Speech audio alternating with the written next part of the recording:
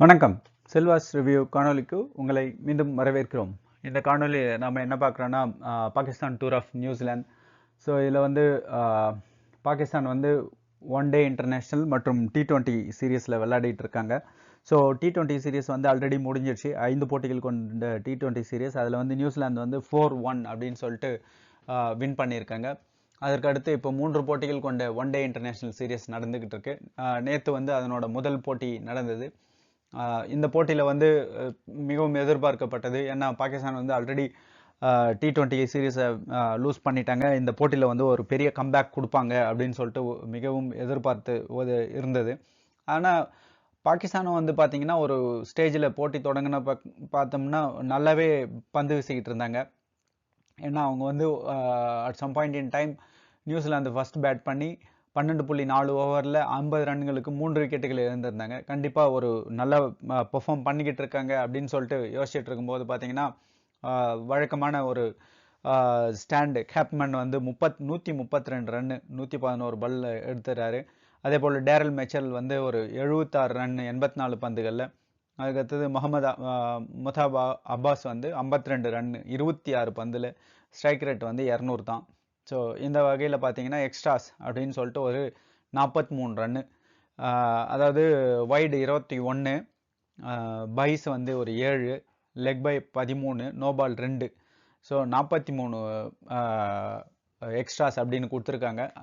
New Zealand வந்து அவங்க win பண்ணின மார்ஜின் அப்படின்னு சொல்லிட்டு பார்த்தோம்னா 73. ஸோ லாஜிக்கலாக பார்த்தோம்னா 30 ரன் டிஃப்ரென்ஸில் தோற்றுருக்காங்க. ஒருவேளை அந்த 30 ரன்னு அந்த 43 ரன்னு எடுத்துகிட்டு பார்த்தோம்னா பாகிஸ்தான் வந்து கொஞ்சம் ஹிட் பண்ணியிருந்தாங்க, ஈஸியாக இந்த போட்டியை வின் பண்ணியிருக்கலாம். ஸோ இந்த மாதிரியான சின்ன சின்ன விஷயங்கள் தான் வந்து ஒரு போட்டியோட வெற்றி தோல்விகளை நிர்ணயிக்குது. இப்போ ஸ்கோர் எப்படி இருக்குது அப்படின்னு சொல்லிட்டு பார்க்கலாம்.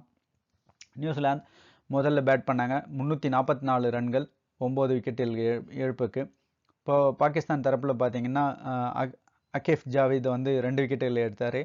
அதுக்கடுத்து இர்ஃபான் கான் வந்து 3 விக்கெட்டுகளை எடுத்தார்.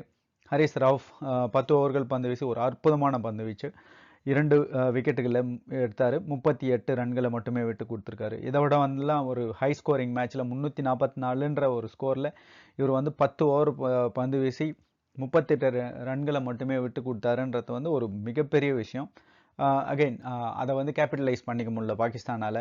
ஸோ 50 ரன்களுக்கு 3 விக்கெட்டுகள் அப்படின்ற இடத்துல இருந்து 199 ரன்கள் பார்ட்னர்ஷிப் மிச்சல் அண்ட் கேப்மன், அது வந்து ஒரு பெரிய அடியாக விழுந்தது பாகிஸ்தானுக்கு. நிச்சயமாக அது தவிர்த்து அதில் போல் லாஸ்ட்டில் வந்து பார்த்தீங்கன்னா ஒரு 38 ரன் ஸ்டாண்ட். ஸோ இதுதான் வந்து பாகிஸ்தானுக்கு ஒரு பெயின் பாயிண்ட்டாக இருந்தது. அடுத்த விளையாடின பாகிஸ்தான் வந்து பார்த்தீங்கன்னா at some point in time அவங்களும் வந்து ஓரளவுக்கு நல்லாவே தான் விளையாடிட்டு இருந்தாங்க. ஓப்பனிங் 36 ரன் எடுத்தார் ஷஃபீக். அதுக்கடுத்து உஸ்மான் கான் வந்து ஒரு 39 ரன்னு, பாபர் அசாம் வந்து ஒரு 78 ரன்னு. நல்லதான் இருந்தது score. But over a period of time அவங்களால வந்து அதை மெயின்டைன் பண்ண முடியல. ரிஸ்வான் வந்து captain and wicket keeper 30 run, Salman நாகா வந்து ஒரு 58 ரன்கள் கடைசி வரலாம் போராடினார், ஆனால் முடியல. ஒரு அற்புதமான ஒரு ரன் அவுட் வந்து நடந்தது அந்த தயப் தாஹிர்.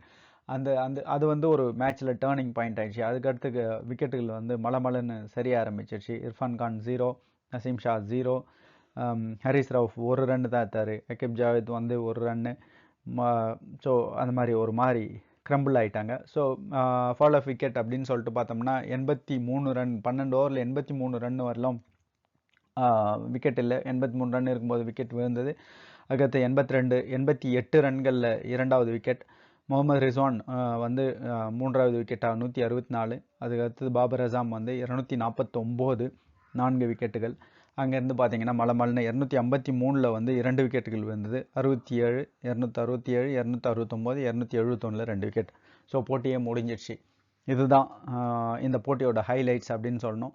ஸோ கடைசியில் நம்ம சொல்லவே தெரியல, மார்க் சாப்மன் வந்து மேன் ஆஃப் த மேட்ச்சு.